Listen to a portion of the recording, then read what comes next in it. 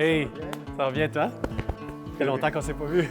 C'est le fun de faire ça avec toi, quand même. Je pense que ça va être intéressant. On a deux perspectives semblables dans un sens qu'on vient de la même place, mais différentes dans le sens que tu es pas mal plus jeune que moi. Si on pouvait se concentrer sur une chose pour améliorer la sécurité linguistique sur un plan culturel et médiatique, comment on pourrait faire, tu penses? Cette discussion sur la sécurité linguistique, ça ressemble beaucoup à toutes les autres discussions qu'on va avoir sur la diversité. C'est d'avoir du contenu qui nous ressemble, dans le fond. Donc, que ce soit par un accent ou par la qualité de la langue, mais ça s'appliquerait aussi comme à la diversité sexuelle. Est-ce qu'on peut avoir des personnes qui nous ressemblent, qui nous rappellent de nous-mêmes dans nos médias? Donc, moi, je vois une certaine équivalence entre la sécurité linguistique et d'autres sécurités et une certaine estime de soi dans nos propres communautés. Absolument. Puis, je veux dire, même quand on parle de diversité ethnique, c'est la même chose pour se sentir comme on appartient à cette communauté qu'on appelle la francophonie canadienne. Il faut se retrouver là-dedans, il faut se voir, faut savoir qu'on appartient, qu'on est bienvenu. C'est sûr que la construction d'identité culturelle commence à un très jeune âge. Et pour comprendre à quel point notre culture et notre langue est importante pour nous en tant qu'individus, c'est de comprendre à quel point elle est importante de façon générale et l'impact que ça a sur notre société. Je pense qu'il faut arrêter de juste penser que nos arts et notre culture va seulement parler à nos petits marchés ou notre audience locale.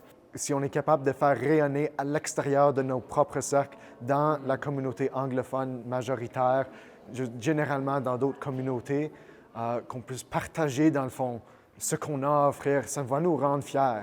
Pour faire ça, on doit rendre notre contenu concret dans nos communautés beaucoup plus accessible, faire du meilleur marketing pour dire il y a des francophones hors Québec qui ont des histoires à partager, qui ont du théâtre et de la musique à partager et qu'on ait des meilleures stratégies, surtout des meilleurs outils pour pouvoir partager ça à l'extérieur du Canada ou à l'extérieur de nos propres communautés même aussi.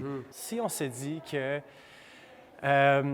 la culture et que les arts sont importants pour nous et que en fait c'est prioritaire, il faut s'assurer de bien faire les recherches pour en apprendre plus au sujet des plateformes électorales des différents partis, puis ensuite de choisir un parti qui va assurer un investissement adéquat pour la viabilité de la culture et des arts au pays. Oui, la chose la plus importante que moi je choisirais, c'est d'avoir plus de contenu créé en français, plus accessible. Donc, quand on parle de musique, c'est quand même relativement facile avec les services de streaming maintenant, mais Netflix, par exemple, il n'y a pas assez de contenu en français, puis c'est plus difficile de s'entendre en français, et surtout pas nécessairement à propos du français. Si je veux consommer de la musique locale, je vais le faire de manière digitale, mais je ne peux pas vraiment filtrer ce contenu pour savoir comme « Ah, ce groupe-là, ils sont quasiment mes voisins. » Sur Spotify, je veux la liste franco-albertaine. Je veux une liste franco-albertaine, mais peut-être je veux une liste aussi juste d'Edmonton, dire comme « Ah, je ne savais pas qu'ils venaient d'ici. » Tu sais, on peut faire ça plus souvent et plus spécifique aussi pour qu'on ait une liste de lecture franco-albertaine ou acadienne ou françaissoise pour qu'on puisse avoir directement accès comme « Wow, voici une liste d'artistes et leurs chansons qui sont de chez moi dans ma langue. » Si on parle des médias sociaux, comment est-ce qu'on peut utiliser cette diversité de plateformes pour encore mieux assurer une sécurité linguistique et culturelle? Pour moi, c'est avoir un peu de contenu en français, c'est d'avoir des espaces qui sont exclusivement francophones, où on peut être une personne sur les médias sociaux, juste en français, et consommer des memes, des textes, ce qu'on veut en français, que ça se passe dans certains cercles dans cette langue-là, parce que l'Internet est vraiment, vraiment anglo-dominante. Et je pense que c'est une barrière de plus que les gens sentent comme s'ils ont une personnalité sur Internet, elle existe seulement en anglais.